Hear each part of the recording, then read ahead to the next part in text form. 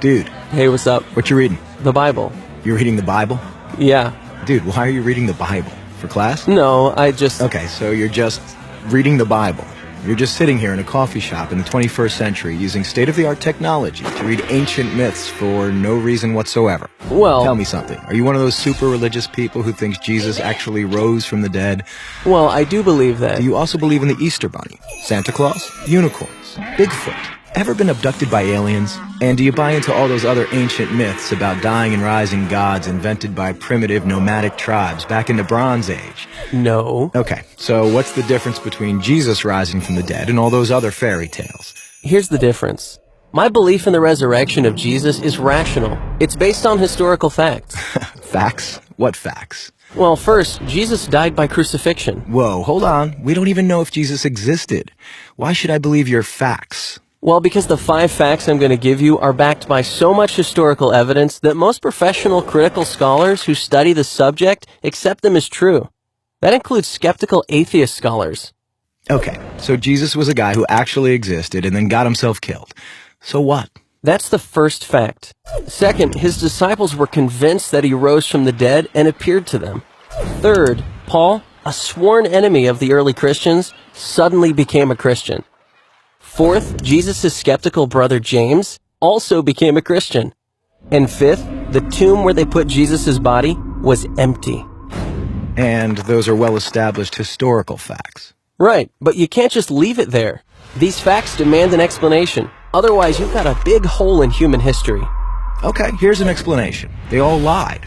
It was a conspiracy, the most monumental prank ever perpetrated. His followers stole his corpse from the tomb and then started telling everybody he was alive. That's the conspiracy theory. The problem is it doesn't explain the facts. How do a few spineless fishermen, cringing in fear for their lives, subdue a bunch of well-armed, professional Roman guards, roll away a 2-ton stone, steal a body, then hide it from a city swarming with people trying to find it? And why would they do it? The disciples had absolutely nothing to gain by lying about Jesus' resurrection. In fact, they were persecuted, and we have good historical evidence that 5 of them were martyred because of their claim that Jesus rose from the dead. Apparently not a single one of them ever recanted. People don't willingly die for something they know isn't true. They were there. They knew whether it was true or not. All right, another theory. The disciples thought they saw Jesus alive after he died, but it was just wishful thinking. They were stressed and just kind of hallucinating.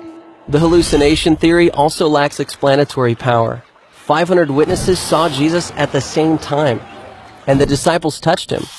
Psychologists have shown that hallucinations don't work like that, nor does this explain the empty tomb. Okay, look, maybe there's some other explanation, but the bottom line is dead people stay dead. Rising from the dead would be a supernatural event, a miracle, and science has proven that miracles don't happen. Oh, really? When did that happen? I don't know. I just kind of heard it somewhere. Science has not disproven miracles. In fact, that would be impossible. Why?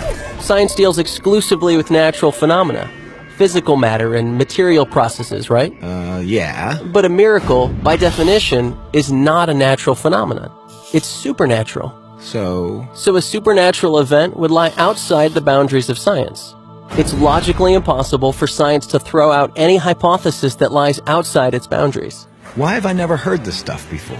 I don't know. Maybe because it's scary? Scary? Yeah.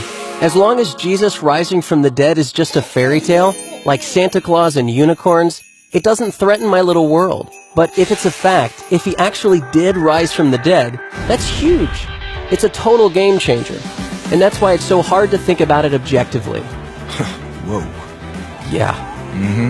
Big whoa.